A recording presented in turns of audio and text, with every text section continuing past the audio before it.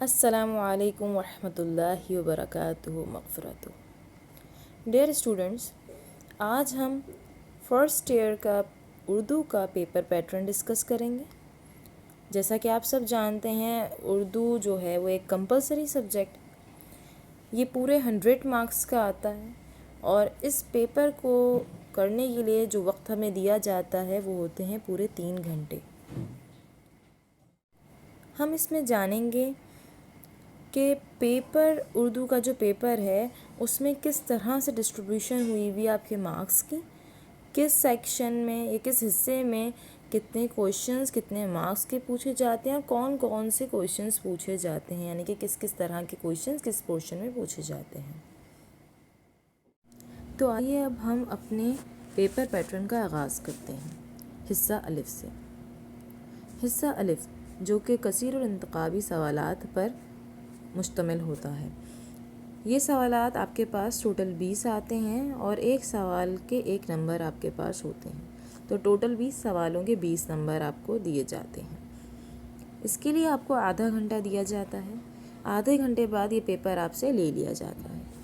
اس میں چند چیزوں کا آپ کو خیال رکھنا ہوگا کہ جیسے ہی پیپر آپ کے ہاتھ میں آئے تو اس کے اوپر ایک کوڈ نمبر لکھا ہوتا ہے، تو لازمی طور پہ وہ کوڈ نمبر آپ اپنی کاپی میں پہلے اتار لیجئے، کیونکہ خدا نخواستہ اگر آپ وہ کوڈ نمبر اتارنا بھول گئے تو آپ کو اس حصے کے یعنی کہ اس پورشن کے 1 بھی مارکس نہیں ملتے۔ اب آ جائیے کہ یہ جو 20 سوالات ہیں ان کی ڈسٹریبیوشن کس طرح سے ہے۔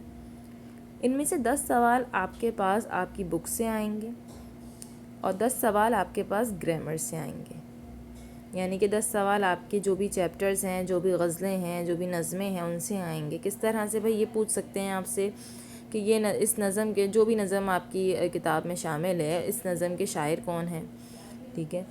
اسی طرح سے سبق کے حوالے سے مصنف کا پوچھا جا سکتا ہے، ٹھیک ہے، یا اس مصنف اس شاعر کے حوالے سے ان کے جو بھی ان کی بایوگرافی ہے یا جو بھی ان کا تعارف آپ کو پڑھایا جا رہا ہوگا بک میں، اس میں سے ریگارڈنگ ان سے ریلیٹڈ کوئی سوال آپ سے پوچھا جا سکتا ہے۔ اور جو 10 مارکس کا آپ کا پورشن ہوتا ہے، مطلب 10 مارکس کے جو آپ کے سوالات آتے ہیں اردو گرامر میں سے کثیر الانتخابی سوالات، اس میں آپ کے پاس ادبی اصطلاحات پوچھ لی جاتی ہیں، تذکیر و تانیث پوچھ لی جاتی ہیں، جس میں آپ کے پاس مذکر مؤنث اس طرح کے جو ہے وہ کچھ کویشچنز پوچھ لیے جاتے ہیں اردو گرامر میں سے۔ تو اس طرح سے آپ کا 20 نمبر کا کثیر الانتخابی سوالات کا پورشن کمپلیٹ ہوتا ہے۔ اب ہم جاتے ہیں حصہ بے کی طرف کہ حصہ بے میں کس طرح کے سوالات آتے ہیں اور کتنے کتنے مارکس کے ہوتے ہیں، اور ٹوٹل اس میں کس قسم کے کویشچنز جو ہیں اوورال پوچھے جاتے ہیں۔ حصہ بے آپ کے پاس مختصر جوابات کے سوالات کا حصہ ہے، جس میں آپ کے پاس الگ الگ سوالات آتے ہیں الگ الگ مارکس کے، بٹ حصہ بے کے جو کل مارکس ہوتے ہیں وہ ہوتے ہیں 50۔ حصہ بے میں جو پہلا سوال ہے، جیسا کہ آپ دیکھ سکتے ہیں یہاں لکھا ہے سوال نمبر 2۔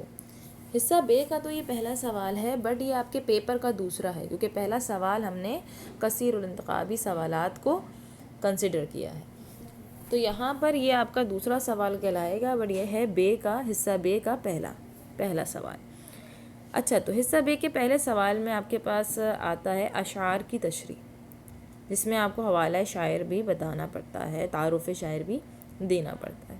ٹوٹل اس میں آپ کے پاس 5 اشعار آتے ہیں، 5 میں سے کسی 2 اشعار کی آپ کو تشریح کرنی ہوتی ہے حوالہ شاعر کے ساتھ، اور ایک تشریح جو ہے وہ 5 مارکس کی ہوتی ہے، تو اس طرح سے 2 کتنے مارکس کی ہو گئیں؟ 10 کی۔ اس کی ایک میں آپ کو ہنٹ دیتی چلوں، وہ یہ ہے کہ اگر آپ کے پاس تو بہت ساری غزلیں تو بہت سارے اشعار ہیں، تو 2 اشعار کے لیے کس کی پریپریشن کریں جو زیادہ امپورٹنٹ ہے۔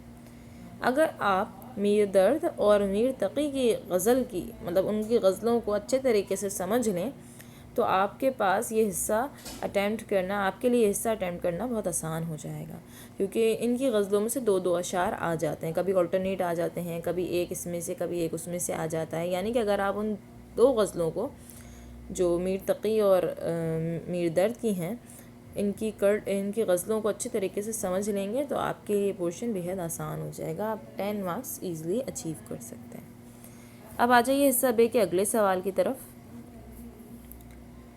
اقتباس کی تشریح. ٹوٹل آپ کے پاس 2 اقتباس دیے ہوئے ہوں گے. اقتباس کیا ہوتا ہے؟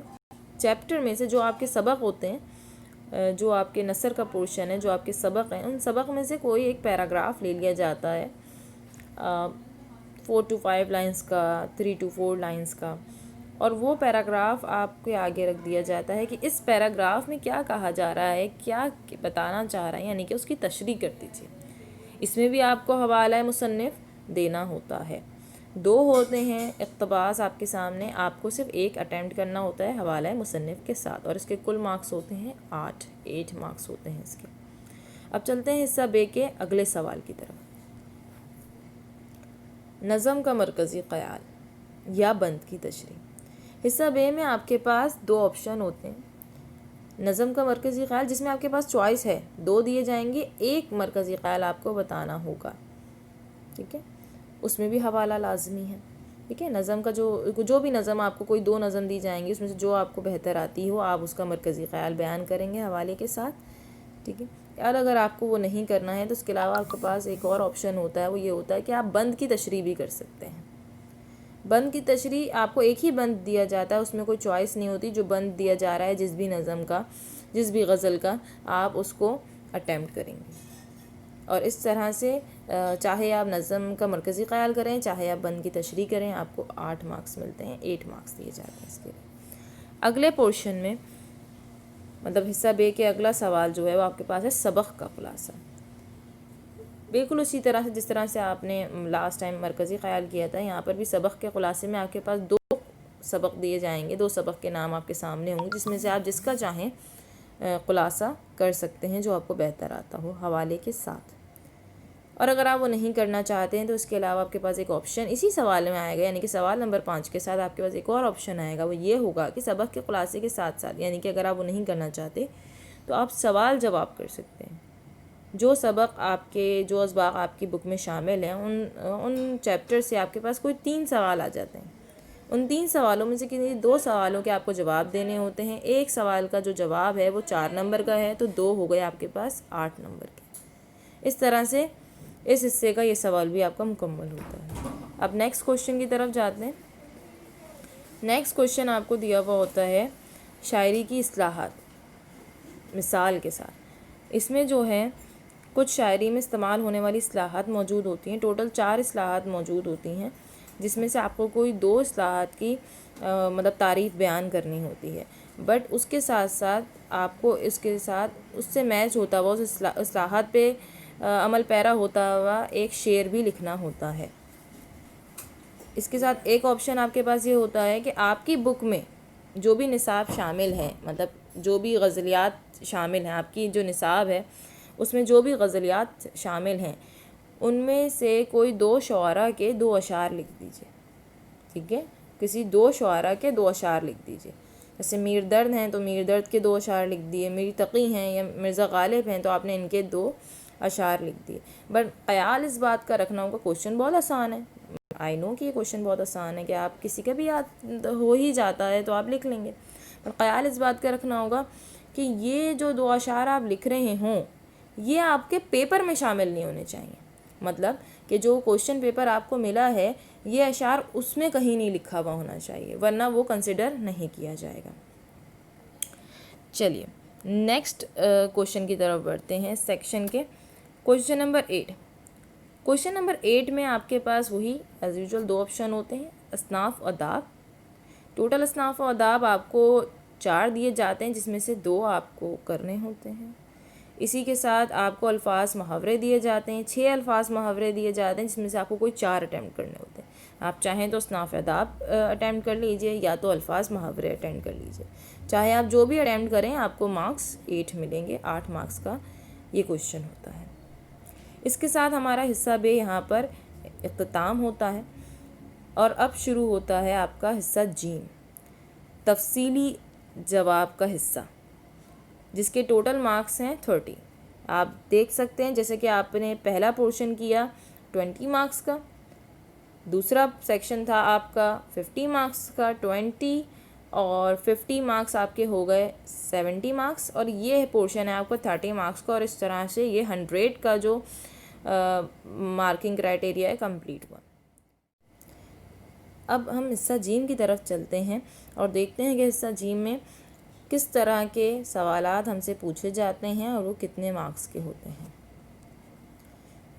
حصہ جیم کا پہلا سوال، شاعر کی شاعری پر تبصرہ، یعنی کہ شاعر کی شاعری کا مطلب جو شاعر کا کلام ہے اس کی خصوصیات آپ کو بیان کرنی ہے۔ ٹوٹل آپ کو 3 آپشنز دیے جاتے ہیں، 3 جو ہیں وہ شاعر کا نیم آپ کے سامنے ہوگا اور اس میں سے جو ایک آپ چاہیں اس کی جو ہے اس شاعر کے کلام کی خصوصیات آپ بیان کر سکتے ہیں۔ یہ ایک کافی لانگ کویشچن ہوتا ہے، اسے کافی اچھے طریقے سے آپ کو پریپیئر کرنا ہوگا، اس کی ہیڈنگز کافی زیادہ رکھنی ہوں گی۔ یہ آپ کے پاس 15 نمبر کا کویشچن آتا ہے، 15 مارکس کا۔